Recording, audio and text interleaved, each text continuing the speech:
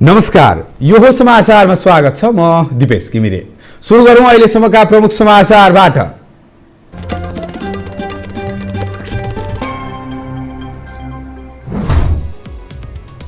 नेपाल र चीनका राष्ट्रपति बीच टेलिफोन वार्ता। कोरोना खोप खरिदमा सहजीकरण गरिदिन भण्डारीको अनुरोध। थप 10 लाख डोज खोप अनुदान दिने सीको घोषणा। कोरोनाको दोस्रो लहर सुरु भए ता पहिलो पटक संक्रमित भन्दा निको हुने धेरै। 6714 जनामा संक्रमण हुँदा 6716 जना निको भए। थप 145 जनाको मृत्यु। केन्द्रलाई चुनौती दिँदै सरकारलाई दिएको समर्थन फिर्ता नलिने एमाले सुदूरपश्चिम संसदीय दलको निर्णय। पार्टी निर्देशन नमान्नेलाई कारबाही गर्ने ओली समूहको चेतावनी। चिनिया कम्युनिस्ट पार्टी र नेपालका राजनीतिक दलहरूबीच भर्चुअल बैठक सम्पन्न। नेपालको पछिल्लो राजनीतिक घटनाक्रम आन्तरिक मामिला भएको भारतको भनाइ। र भारी वर्षा सहितको चक्रवातका कारण भारत र बंगलादेशका लाखौं मानिस प्रभावित। 11 लाख मानिसलाई सुरक्षित स्थानमा सारियो। कोरोना नियन्त्रणमा थप सकस।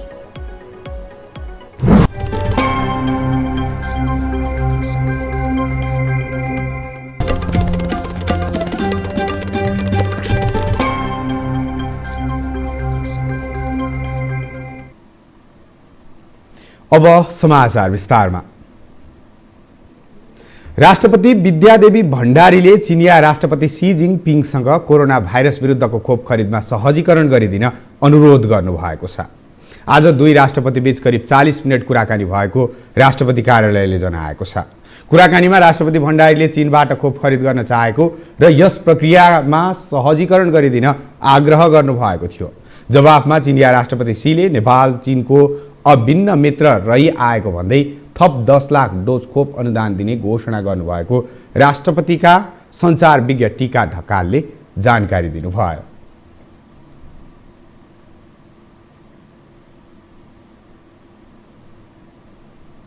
प्रधानमन्त्री केपी शर्मा ओलीले दोस्रो पटक प्रतिनिधि सभा विघटन गरेर मुलुकलाई चुनावमा लैजान कार्तिक 26 र मङ्सिर 3 को मिति तय गरेका छन्। तर वर्तमान अवस्थालाई हेर्दा संसद पुनः स्थापना पनि नहुने र निर्वाचन पनि नहुने आकलन गर्न थालिएको छ। त्यसो भए मुलुक कसरी अघि बढ्ला त? एक रिपोर्ट। प्रधानमन्त्री केपी शर्मा ओलीले पहिलो पटक पुष 5 मा संसद विघटन गर्दा नेकपा एकता खारेज भयो। नेकपा एकता खारेज भएर बिउतिएको एमाले भने ओलीले जेठ 7 को मध्यरातमा दोस्रो पटक संसद विघटन गर्दा विभाजित भएको छ। शक्ति आर्जनको हुटहुटीमा रहेका ओलीका कारण पार्टी मात्रै विभाजित छैन, राष्ट्रिय राजनीति नै बिथुलिएको छ। ओलीका यी सबै कदममा राष्ट्रपति विद्यादेवी भण्डारीको दरिलो साथ छ। सरकार गठनको सम्भावना हुँदाहुँदै राष्ट्रपतिले ओलीलाई साथ दिएर अघि बढेपछि बहालवाला प्रधानमन्त्री एकातिर छन् भने 5 पूर्व प्रधानमन्त्री अर्कोतिर छन्। यद्यपि ओलीको कदम असंवैधानिक र न्यायोचित नभएको भन्दै सोमबार पूर्व प्रधानमन्त्री सहितका 146 सांसद सशरीर सर्वोच्चको ढोका घचघच्याउन पुगेकाले अब यसको छिनोफानो अदालतले गर्नेछ। तर अहिलेको वस्तुस्थितिलाई विश्लेषण गरिरहेकाहरू भने संसद पुनः स्थापना पनि नहुने र निर्वाचन पनि नहुने बताइरहेका छन्, जसले राष्ट्रपतिको शासन आउन सक्ने उनीहरूको आकलन छ। राष्ट्रपति शासन लाग्छ त्यो केपी ओलीलाई अनुकूल पनि हुन्छ। जस्तो भोलि संसद पुनर्स्थापना भएन, मुठभेड सुरु भयो हैन, अब लडाईँ सुरु भयो दलहरूका बीचमा भनेपछि त्यसलाई चाहिँ मेन्टेन गर्ने नाममा, त्यसलाई चाहिँ तपाईको अब शान्ति बहाली गर्ने नाममा राष्ट्रपति शासन लगाउने चाहिँ एउटा कदम ओलीबाट चालिन सक्छ। र त्यसको सङ्केत, त्यसको तयारी मैले कहाँ देख्छु भन्छ भने जस्तो यो प्रदेशहरूमा प्रमुख फेरबदल गर्ने उनको जो कदम अगाडि बढिरहेछ, 3 प्रदेशमा त फेरबदल भइसकेको छ। अब केहीमा उनको अनुकूल पनि होला। सम्भवतः मलाई भोलिको त्यो परिदृश्य हेरिकन प्रदेश प्रमुखहरू चाहिँ फेरबदलको काम अगाडि बढाइएको जस्तो मैले मान्छु। विश्लेषकहरूका अनुसार संसद पुनः स्थापना पनि नहुने र निर्वाचन पनि नभएको अवस्थामा देश राष्ट्रपतिको शासनमा चल्ने बताउँछन्। प्रधानमन्त्री ओलीको अनुकूल हुने गरी राष्ट्रपतिले शासन चलाउन सक्ने र जसको सुरुवात प्रदेश प्रमुख हेरफेरमा राष्ट्रपतिले देखाएको तदारुकतालाई लिन सकिने उनीहरूको बुझाइ छ। यद्यपि विपक्षीहरू यो स्वीकार्दैनन्, किनकि राष्ट्रपति र प्रधानमन्त्रीले भट्कालोमा हालेको देशलाई सर्वोच्चले लयमा फर्काउने उनीहरूको विश्वास छ। त्यो सम्भावना छैन, किनभने मुलुक त संविधान अनुसार चल्ने हो नि। संविधान भनेको त मुलुकको एउटा गाइडलाइन हो नि। मूल कानुन हो नि। संविधानभन्दा, नियमभन्दा, कानुनभन्दा, विधिभन्दा बाहिर गएर मुलुक चल्छ? चल्दैन नि। त्यसैले त्यो संविधानभन्दा बाहिर गयो, कानुनभन्दा बाहिर गयो, संविधानका विभिन्न प्रावधानहरू व्यवस्था जे प्रबन्धहरू गरिएको थियो होइन, ती प्रबन्धहरूलाई चाहिँ के हो त भन्दा चिरहरण गर्ने काम गर्नुभयो। त्यसकारण लिगमा ल्याउनुपर्छ होइन भनेर अहिले हाम्रो प्रयास जारी छ। प्रधानमन्त्री र राष्ट्रपतिबाट गरिएको संविधानको ठाडो उल्लङ्घनबाट नेपाली समाजमा एकैसाथ तनाव र आक्रोश पैदा भएको छ।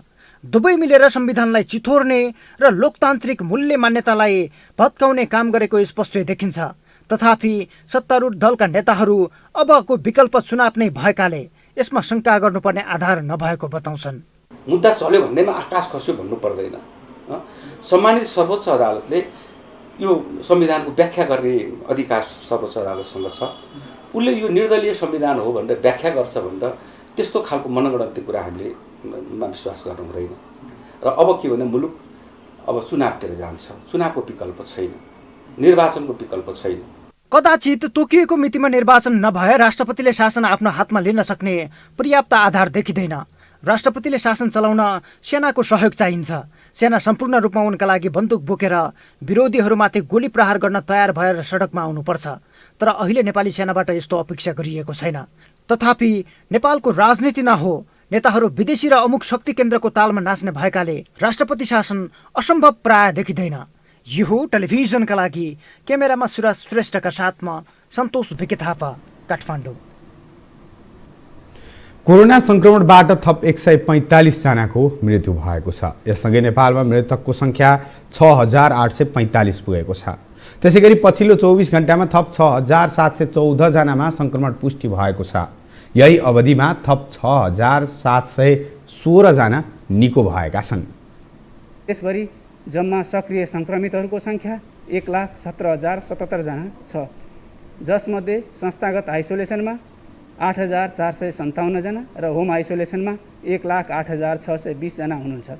देशभरिका प्रयोगशालाहरूबाट आज 19,030 नमुनाहरूको PCR परीक्षण भएको छ भने 322 जनाको एन्टिजेन परीक्षण भएको छ। गत 24 घण्टामा PCR विधिबाट 6,677 जना र एन्टिजेन विधिबाट 37 जना गरी जम्मा सक्रिय संक्रमित 6,714 जना पुष्टि भएको छ। आज काठमाडौँ उपत्यकाभित्र भक्तपुरमा 113, ललितपुरमा 241 र काठमाडौँमा 1,139 गरी जम्मा 1,493 संक्रमण पुष्टि भएको छ। देशभरिमा 853 जना क्वारेन्टाइनमा रहनुभएको छ। आज संक्रमणका कारण 145 जनाको दुःखद निधन हुन पुगेको छ। पछिल्लो 24 घण्टामा काठमाडौँ उपत्यकामा 1,493 जनामा संक्रमण पुष्टि भएको छ। यसमध्ये काठमाडौँमा 1,139, ललितपुरमा 241 र भक्तपुरमा 113 जना संक्रमित थपिएका हुन्।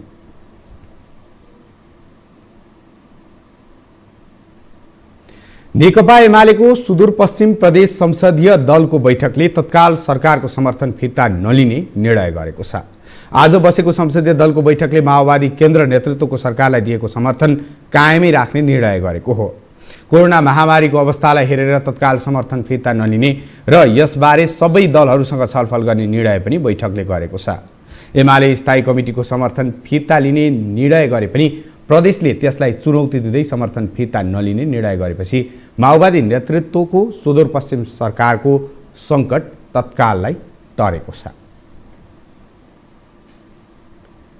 यसैबीच नेकपा एमालेको सुदूरपश्चिम प्रदेश इन्चार्ज लेखराज भट्टले सुदूरपश्चिम प्रदेश सभा संसदीय दलको बैठकको निर्णय सह्य नहुने बताउनु भएको छ।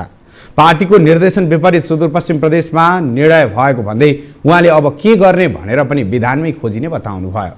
आज बसेको एमाले सुदूरपश्चिम प्रदेश संसदीय दलको बैठकले माओवादी केन्द्र नेतृत्वको सरकारलाई समर्थन तत्काल फिर्ता नलिने निर्णय गरेको छ, जबकि अध्यक्ष केपी शर्मा ओली पक्षीय नेताहरू मात्र रहेको स्थायी कमिटीको 10 जेठमा बसेको बैठकले सुदूरपश्चिम प्रदेश सरकारलाई दिएको समर्थन फिर्ता लिने निर्णय गर्दै सरकारमा सहभागी भएका मन्त्रीहरूलाई फिर्ता आउन निर्देशन दिएको थियो।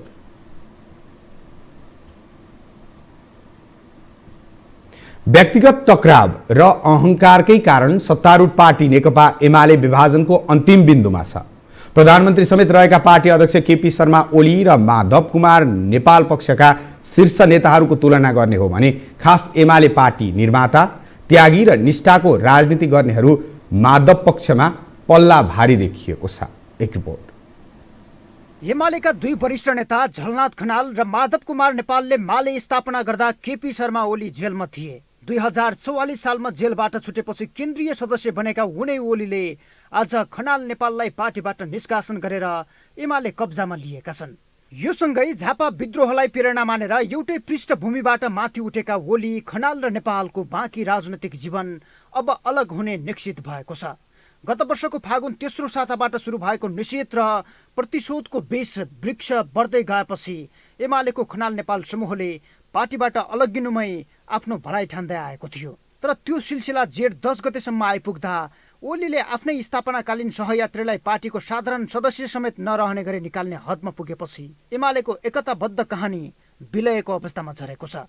अब खनाल नेपाल समूह अर्को पार्टीको तयारीमा छ। अहिले हामी आफ्नै पहिचानको संस्था अथवा पार्टी दल जे भन्नुहुन्छ हामी त्यो गर्छौँ र स्वाभाविकै रूपले वामपन्थी मतदाताको विश्वास बचाउन हामी आवश्यक कर्महरू, आवश्यक कुराहरू नेपालको संविधान र कानुनभित्र रहेर दलीय व्यवस्थाभित्रको मान्यताभित्र रहेर हामी चाहिँ अगाडि बढ्छौँ। नेकपा एमालेलाई माधव कुमार नेपालले सबैभन्दा लामो समय निरन्तर 15 वर्ष हाँकेका थिए। झलनाथ खनालले भूमिगत कालमा 5 वर्ष मालेको नेतृत्व गरे। 2064 सालको संविधान सभा चुनावपछि खनाल नै फेरि पार्टीको महासचिव बने। 2065 को 8औं महाधिवेशनबाट ओलीलाई पराजित गर्दै खनाल पहिलो अध्यक्ष बन्दै एमालेको नेतृत्व गरेका थिए। 9औं महाधिवेशनपछि मात्रै माधव नेपाललाई हराएर पार्टीको नेतृत्वमा आएका ओली नै अहिले एमालेको एकाधिकार बनेका छन्। यद्यपि एमालेको सिद्धान्तनिष्ठ, वैचारिक र एमालेका असली अनुहार खनाल नेपालतिरै देखिन्छन्।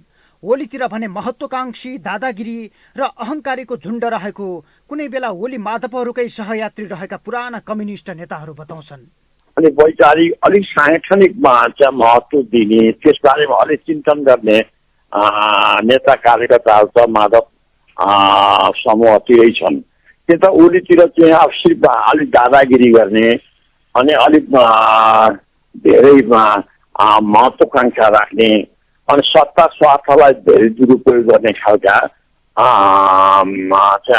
नेता कार्यकर्ताहरूको सङ्ख्या चाहिँ ओलीतिरै बसेको छ। किन ठ्याक्क यसो हेर्दा सोभरपन कम भएका मान्छे जति ओलीतिर अलिक सोभरपन भएका अलिक स्वार्थलाई चर्को रूपले अभिव्यक्ति नगर्ने स्वभावका मान्छेहरू चाहिँ माधवतिर छन्।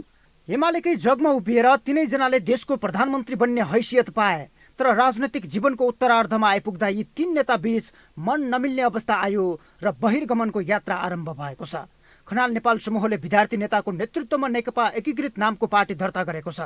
गत वर्षदेखि नै विभाजनको रस्साकस्सीमा रहे पनि पार्टी फुटको दोष आफ्नो थाप्लोमा लिन नचाहेका कारण एमाले एक जस्तो देखिएको थियो। अहिले खनाल नेपाल समूह नयाँ पार्टी दर्ता गरेर अघि बढेपछि एमाले विभाजन सुनिश्चित भएको हो। पुरै फुटिसक्यो भने पार्टी, तर यतिसम्म तन्काएर किन ल्याएको भने पार्टी फुटेको दोष चाहिँ नि मेरो थाप्लामा नपरोस्। जनताले त सोध्छन्, पार्टी फुटाउनेलाई नै दोषी देख्छन्। मैले फुटाएको होइन, उसले फुटाएको भन्ने पार्नको लागि उनीहरूले 1 वर्षसम्म अनेक किसिमले त्यो दोष भागी ऊ होस् भनेर उनीहरूले यतिसम्म तन्काएका हुन्। 2054मा फुटेर 58मा मिलेको एमाले पुनः दोस्रो पटक विभाजनमा पुग्नुको मूल कारण प्रधानमन्त्री ओलीको शक्ति आर्जन गर्ने हुटहुटी हो, जसले यसअघि नेकपा फुटाइसकेको छ।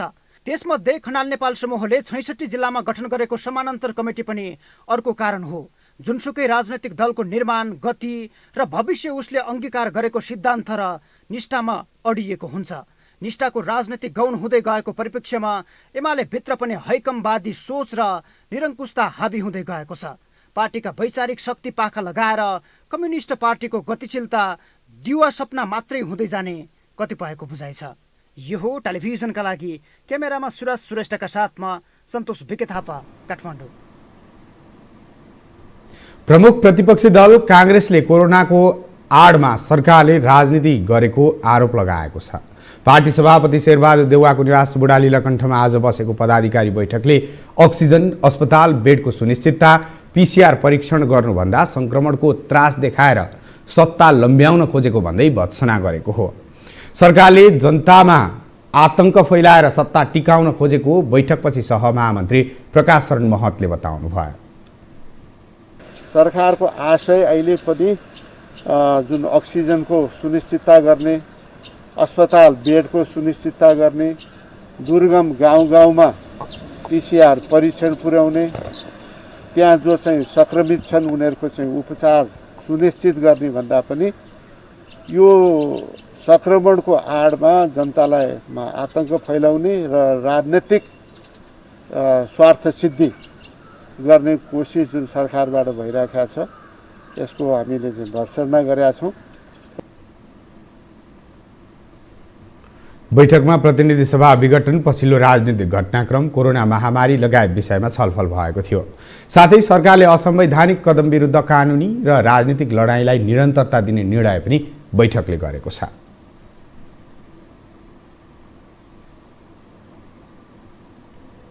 पछिल्लो समय सामाजिक सञ्जाल राजनीतिक आरोप प्रत्यारोपको थलो बन्दै जान थालेको छ। निषेधाज्ञाका कारण सडकमा आउन नपाउने अवस्था र अप्रत्याशित रूपमा विकास भइरहेको राजनीतिक घटनाक्रमका कारण सामाजिक सञ्जाल आक्रोश पोख्ने थलो बनेको हो। फलत आफ्ना पक्षपोषण र विपक्षीलाई गाली गर्न प्रयोग भइरहेको यो थलो शीर्षस्थ नेताहरूको पनि रोजाइमा पर्दै गएको छ। एक रिपोर्ट। लुम्बिनी प्रदेशका मुख्यमन्त्री शङ्कर पोखरेलले सामाजिक सञ्जालमा हिजो पोस्ट गरेको एउटा स्ट्याटस र उनले दिएको उत्तर यति बेला भाइरल बनिरहेको छ। केपी शर्मा ओलीलाई गिरिजा प्रसाद कोइरालासँग तुलना गरेर महिमा गान गरिएको सो स्ट्याटसमा धेरै नकारात्मक प्रतिक्रियाहरू आएका छन्। त्यसैको भान गराउन धनुविष्ट नामका प्रयोगकर्ताले गरेको कमेन्टको उत्तर दिँदै पोखरेलले लेखेका छन् 4200 भन्दा बढी लाइक पनि त छ नि, अर्थात् उनले आफू विरुद्धको प्रतिक्रिया विरुद्ध 4200 समर्थन पनि त छ भन्ने देखाउन खोजेका छन्। वन तथा वातावरण मन्त्री प्रेमबहादुर आलेले आफ्नो फोटो टालेर अक्सिजन सिलिन्डर बाँडेको फोटो भाइरल बनिरहँदा उनका पक्षकाले त्यसको बचाउ गर्दै कङ्ग्रेसले गरेका त्यस्तै कृत्यका फोटो सेयर गरिरहेका छन्। यसरी नै पछिल्लो समय सामाजिक सञ्जालमा राजनीतिक दलका दुई पक्षबीच आरोप प्रत्यारोपको बाढी नै आएको छ। को भन्दा को कम भन्ने जुङ्गाको लडाईँको परिणाम संसद दोस्रो पल्ट विघटन भएपछि त्यसका पक्ष विपक्षका बहस पनि सामाजिक सञ्जालमै देख्न सकिन्छ। सरकारका गैर संवैधानिक कदम विरुद्ध विपक्षी दलका नेता, बुद्धिजीवी र नागरिक समाजले आपत्ति जनाए पनि ती केवल सामाजिक सञ्जालमा केन्द्रित भएका छन्।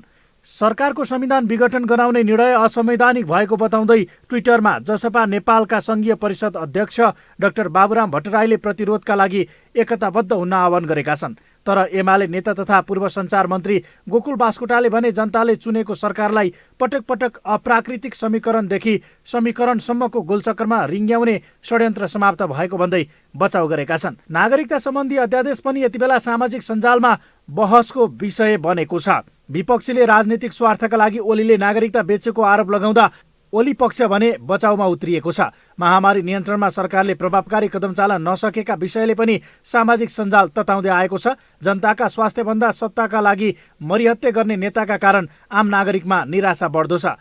एमाले र जसपाभित्र एक पक्षले गरेका कार्य अर्को पक्षलाई मान्य छैन, तर निषेधाज्ञाका कारण सडकमा आउने अवस्था छैन।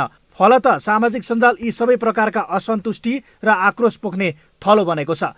पहिलो लहरको कोरोनाकै बीच ताका र दोस्रो लहर सुरु हुनुभन्दा अघि जस्तो अहिले सडकमा मानिस उत्रिएका छैनन्। त्यति बेला सरकारको विरोध र पक्षपोषणमा सडकमा निस्किएका मानिसहरू यति बेला सामाजिक सञ्जालबाटै आगो ओकलिरहेका छन्। हामीसँग समाचार बाँकी नै छन्, अहिलेलाई विश्राम।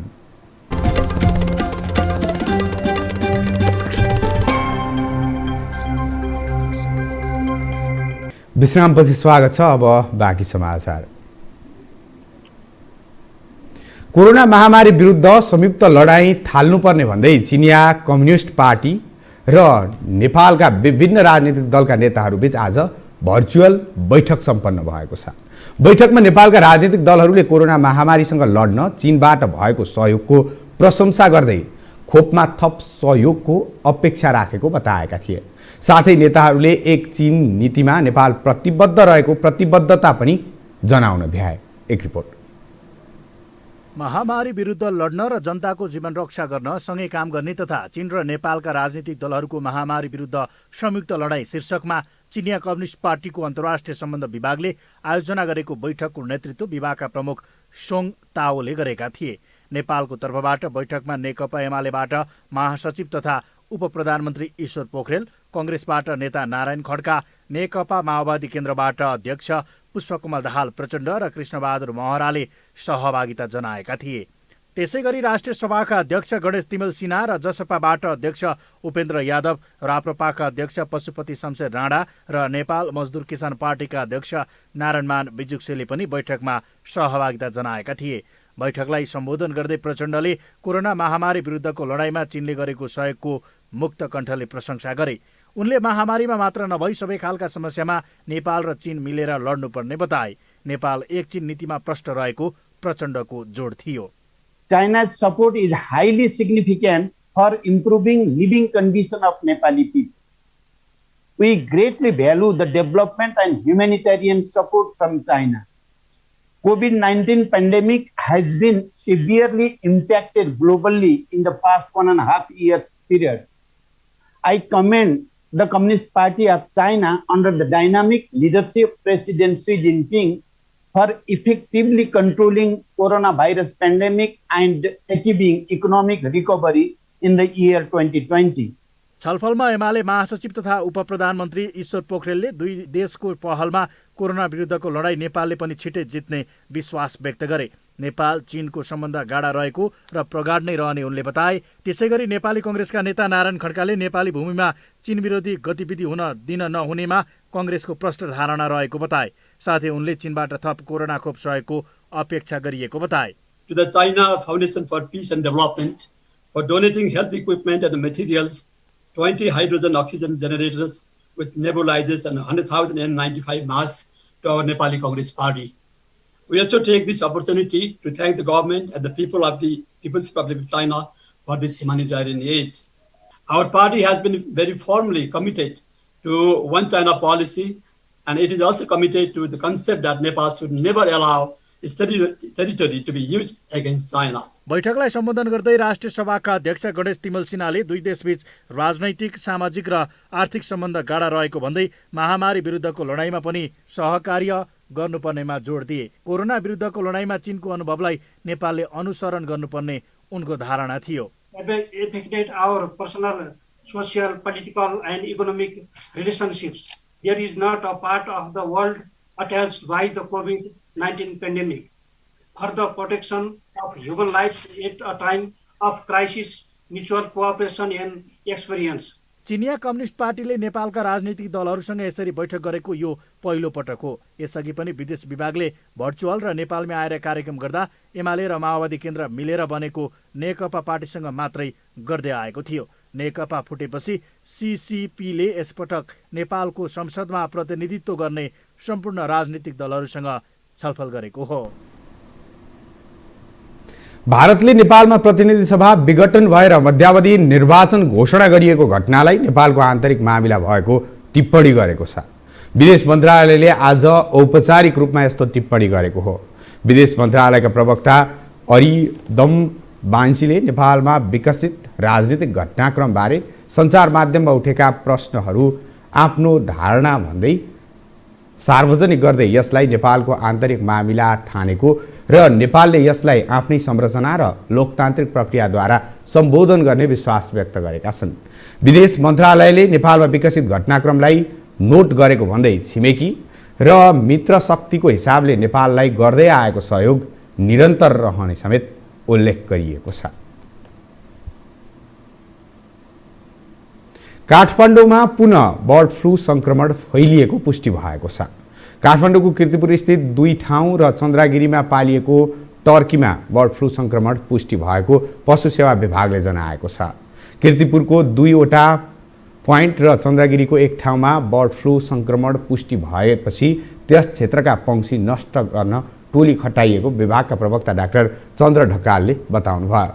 प्रारम्भिक रूपमा करिब 800 टर्की नष्ट गर्न र सो क्षेत्र निसंक्रमण गर्न बुधबार बिहानैदेखि प्राविधिक खटिएको प्रवक्ता ढकालले जानकारी दिनुभयो। आज वैशाख शुक्ल पूर्णिमा अर्थात् बुद्ध जयन्ती। कोरोनाको त्रास र लकडाउनका कारण स्तूप, चैत्य तथा बिहारहरूमा बौद्ध मार्गीको चहल पहल देखिएन, तर घर घरमै बुद्ध वचनको चर्चा गर्दै 2565औं बुद्ध जयन्ती मनाइएको छ। वैशाख शुक्ल पूर्णिमा अर्थात् बुद्ध जयन्ती भगवान बुद्ध सिद्धार्थ गौतमको रूपमा जन्मिएको, ज्ञान हासिल गरेको र महापरिनिर्वाण प्राप्त गरेको दिनको रूपमा यो दिनको महत्त्व छ। बुद्ध शब्दको अर्थ ज्ञानी अर्थात् जागेको व्यक्ति भन्ने हुन्छ। पूर्ण रूपमा सांसारिक मोहको पीडाबाट जागेका महान व्यक्ति, गुरु, दार्शनिक, शिक्षक, पथ प्रदर्शकका रूपमा बुद्धको महिमा छ। सधैँ भव्य समारोहका बीच सम्पन्न हुने गरेको बुद्ध जयन्ती गत वर्ष पनि बन्दाबन्दीका कारण पाठ पूजामा सीमित भएको थियो। यस वर्ष पनि कोरोना महामारीका कारण बौद्ध धर्मावलम्बीहरू सहभागी हुन नसक्ने भएकाले पाठ पूजा र दीप प्रज्वलन गरेर सामान्य रूपमा बुद्ध जयन्ती मनाइएको छ। धर्म र नियमको पहिचान गर्दै मानिसलाई सांसारिक मोहबाट छुटाउन बुद्धका वचन अमूल्य हुने बौद्ध धर्मका आचार्यको भनाइ छ। र समग्र रूपमा भन्नुपर्दा बुद्धको जीवनी, बुद्ध जन्मेपछि उहाँले के गर्नुभयो समाजको हितको लागि र बुद्धत्व ज्ञान प्राप्त गरिसकेपछि 45 वर्षसम्म उहाँले कस्तो कस्तो शिक्षाहरू चाहिँ सिकाउनु भयो, त्योबाट जनतालाई कति लाभ भयो भन्ने कुराको नै हामी चर्चा गर्छौँ। र समग्र रूपमा शाक्यमुनि बुद्धको जीवनलाई हेरेर अनि आफ्नो जीवन पनि त्यतातिर लानुपर्छ र त्यतातिर चाहिँ हिँड्नु सक्यो भने हाम्रो जीवन पनि राम्रो हुन्छ। यो जन्ममा पनि हामी राम्रो हुन्छौँ, अर्को जन्ममा पनि राम्रो हुन्छौँ र वर्तमानमा पनि राम्रो हुन्छौँ, भविष्यमा पनि राम्रो हुन्छौँ। बौद्ध धर्ममा पञ्चशीलको ज्यादै ठूलो महत्त्व छ। अर्थात् पञ्चशील बौद्ध धर्ममा प्रवेश गर्ने मूलद्वार हो। बुद्ध मार्गमा हिँड्नका लागि प्राणी हिंसा नगर्ने, मद्यपान नगर्ने, चोरी नगर्ने वा कसैले नदिएको नलिने, झुटो नबोल्ने र पति पत्नी बीच बाहेक अरूसँग संसर्ग नगर्ने प्रण आवश्यक मानिन्छ। बुद्धले दिनुभएको पञ्चशील जुन आचरणहरू छन् त्यो हो हत्या हिंसा नगर्नु, झुटा नबोल्नु, नढाँट्नु, त्यस्तै गरेर चोरी नगर्नु,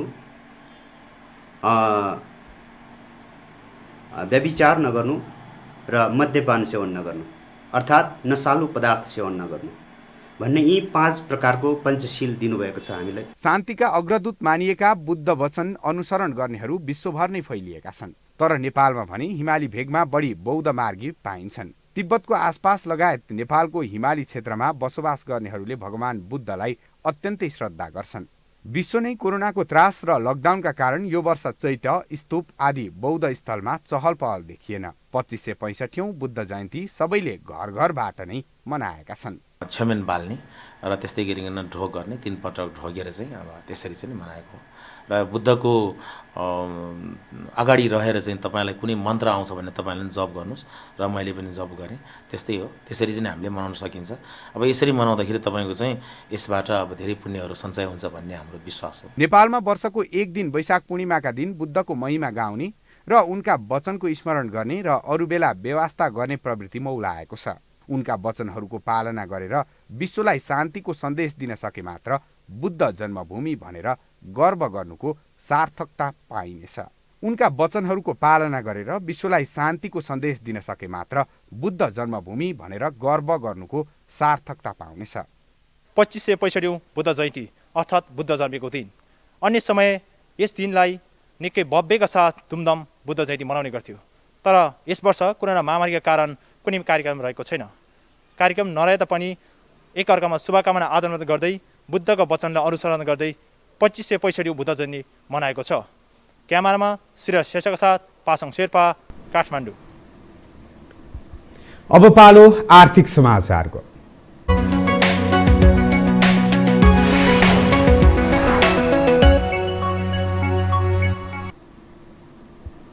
यति बेला नेपाली शेयर बजार उच्च बिन्दुमा छ। त्यसमाथि पनि लघुवित्तको शेयर मूल्य अस्वाभाविक रूपमा बढेको छ।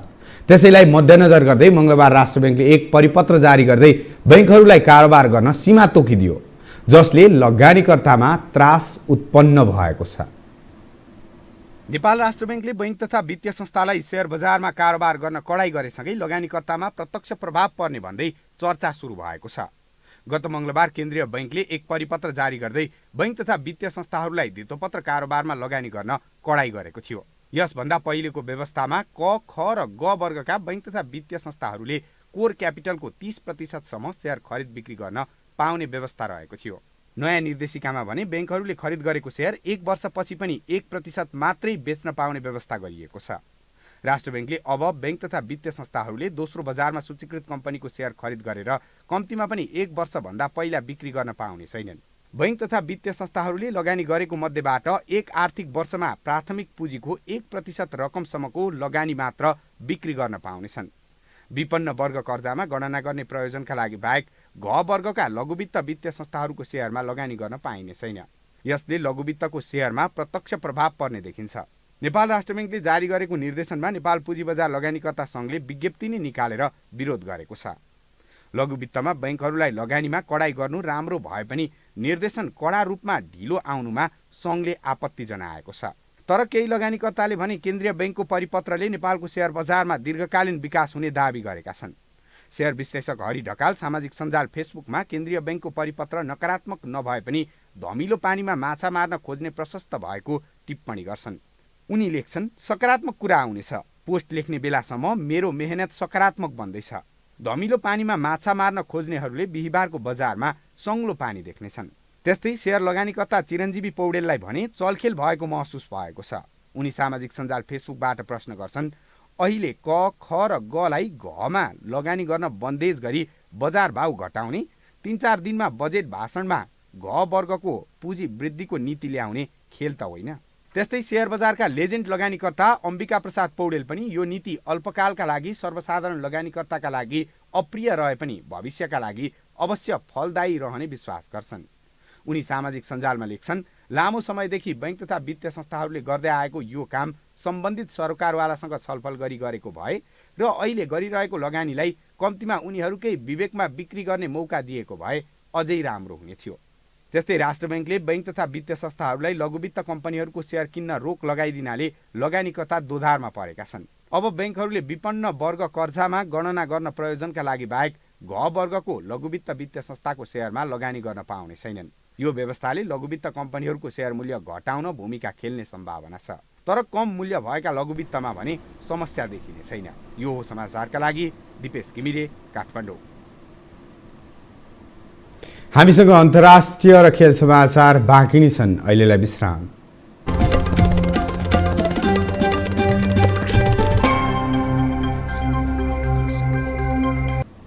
विश्रामपछि स्वागत छ। अब पालो अन्तर्राष्ट्रिय समाचारको।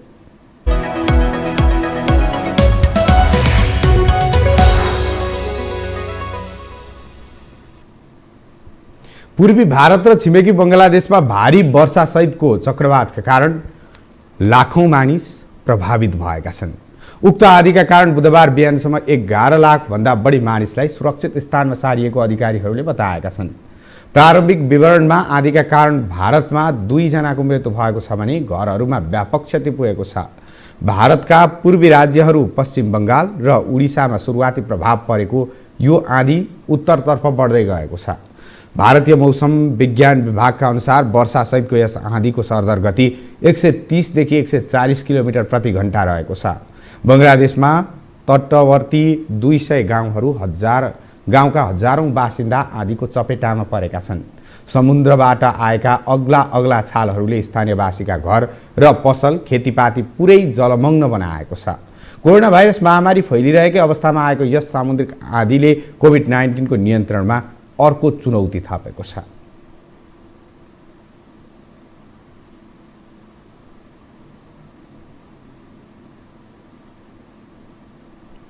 पछिल्लो साता विश्वभर कोरोना भाइरसका नयाँ संक्रमित र संक्रमणको कारण मृत्यु हुनेको संख्यामा कमी आएको छ।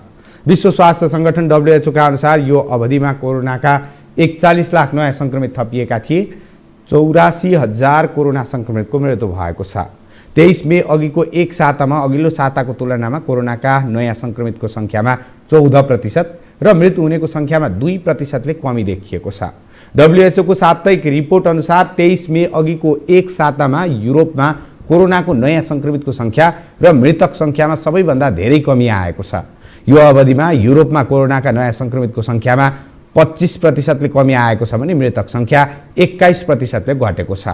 दक्षिण पूर्वी एसियामा पनि कोरोनाका नयाँ संक्रमितको संख्या 21% उल्लेख्य कमी आएको छ, तर मृतक संख्या भने 4% बढ्न पुगेको छ।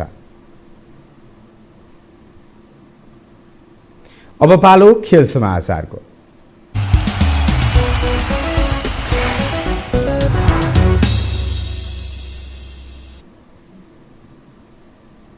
इराक विरुद्धको मैत्रीपूर्ण अन्तर्राष्ट्रिय फुटबल खेल्ने नेपाली राष्ट्रिय फुटबल टिम आज दिउँसो इराकको बासरा सहर पुगेको छ। नेपालले कुवेतमा हुने विश्वकप एसियाली छनौटका बाँकी खेल अगाडि पूर्व एसियाली च्याम्पियन तथा एसियाली फुटबल शक्ति इराक विरुद्ध यो मैत्रीपूर्ण खेल खेल्न लागेको हो। खेल जेठ 15 गते शनिबार बसराको अन्तर्राष्ट्रिय रङ्गशालामा हुनेछ। नेपालले आफूभन्दा निकै माथिल्लो वरियताको टिमसँग मैत्रीपूर्ण फुटबल खेल्न लागेको यो पहिलो पटक हो। मङ्गलबार राति विशेष विमानबाट उडेको नेपाली राष्ट्रिय टिम कतार भएर बसरा पुगेको हो। नेपालले कुवेती प्रशिक्षक अब्दुल्लाहको नेतृत्वमा खेल्न लागेको यो पहिलो खेल हो।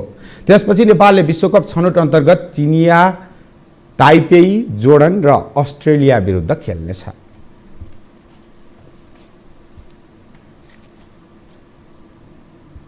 खेल समाचारसँगै हामी यो समाचारको अन्त्यमा आइपुगेका छौँ।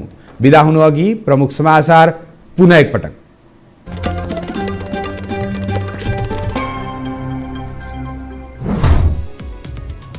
नेपाल र चीनका राष्ट्रपतिबीच टेलिफोन वार्ता। कोरोना खोप खरिदमा सहजीकरण गरिदिन भण्डारीको अनुरोध। थप 10 लाख डोज खोप अनुदान दिने सीको घोषणा। कोरोनाको दोस्रो लहर सुरु भए ता पहिलो पटक संक्रमित भन्दा निको हुने धेरै। 6714 जनामा संक्रमण पुष्टि हुँदा 6116 जना निको भए। थप 145 जनाको मृत्यु। केन्द्रलाई चुनौती दिँदै सरकारलाई दिएको समर्थन फिर्ता नलिने एमाले सुदूरपश्चिम संसदीय दलको निर्णय। पार्टी निर्देशन नमान्नेलाई कारबाही गर्ने ओली समूहको चेतावनी। चिनिया कम्युनिस्ट पार्टी र नेपालका राजनीतिक दलबीच भर्चुअल बैठक सम्पन्न। नेपालको पछिल्लो राजनीतिक घटनाक्रम आन्तरिक मामिला भएको भारतको भनाइ। र भारी वर्षा सहितको चक्रवातका कारण भारत र बंगलादेशका लाखौं मानिस प्रभावित। 11 लाख मानिसलाई सुरक्षित स्थानमा सारियो। कोरोना नियन्त्रणमा थप सकस।